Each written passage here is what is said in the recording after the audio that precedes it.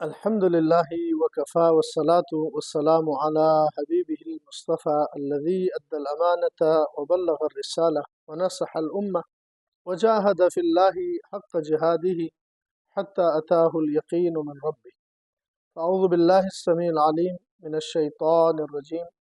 لقد كان لكم في رسول الله أسوة حسنة. قرآن کریم میں اللہ تبارک و تعالی ارشاد فرماتا ہے، بے شک رسول اللہ صلی اللہ علیہ وآلہ وسلم تمہارے لیے بہترین نمونہ ہے۔ قیامت تک آنے والے اہل ایمان کے لیے، مسلمانوں کے لیے رسول اللہ صلی اللہ علیہ وآلہ وسلم کی زندگی بہترین نمونہ ہے۔ لہٰذا ہم سب کو چاہیے کہ زندگی کے تمام معاملات میں رسول اللہ صلی اللہ علیہ وآلہ وسلم کی اطاعت اور آپ کی پیروی کریں۔ 2025 کا انتہا اور 2026 کی ابتدا ہے۔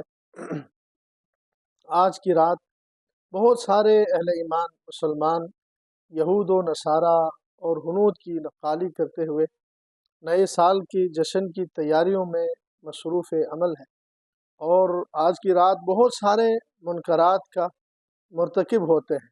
اہل ایمان وقت کا ضیاع، مال کا ضیاع اور اسی طرح سے مختلف قسم کی پارٹیوں کا انعقاد، جس میں مرد زن جو ہے مخلوط، اور بہت سارے منکرات ہیں، اور اس میں پٹاخے پھوڑنا، ہوائی فائرنگ، اس میں اموال کا ضیاع ہے اور قیمتی جانوں کا ضیاع کا بھی اندیشہ ہوتا ہے۔ بہت سارے جو ہے نا جانیں بھی آج کی رات ضائع ہوتے ہیں۔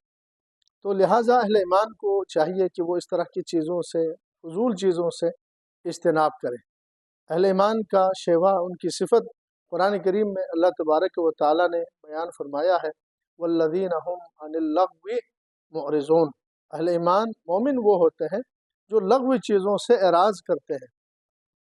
والذین اذا مروا باللغو مروا کراما، جو ہے نا لغویات سے یہ بچتے ہیں اور دوسروں کو بھی اس کی ترغیب دیتے ہیں، خود بھی بچیں، اپنے دوست احباب کو، اپنے اولاد کو اس طرح کے فضول چیزوں سے بچائیں۔ ہمارے دین سے، شریعت سے، ہمارے تہذیب و ثقافت سے اس کا کوئی تعلق نہیں ہے۔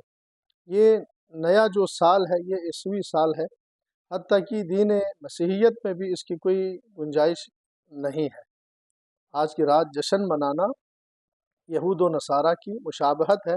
رسول اللہ صلی اللہ علیہ وآلہ وسلم نے ارشاد فرمایا، من تشبہ بقوم فہو منہم، جو بھی شخص کسی قوم کی سے مشابہت اختیار کرتا ہے، ان کے خوشی غمی میں، ان کی تہذیب میں، ثقافت میں، لباس میں ان کی مشابہت اختیار کرتا ہے تو فہو منہم، وہ انہی میں سے ہے۔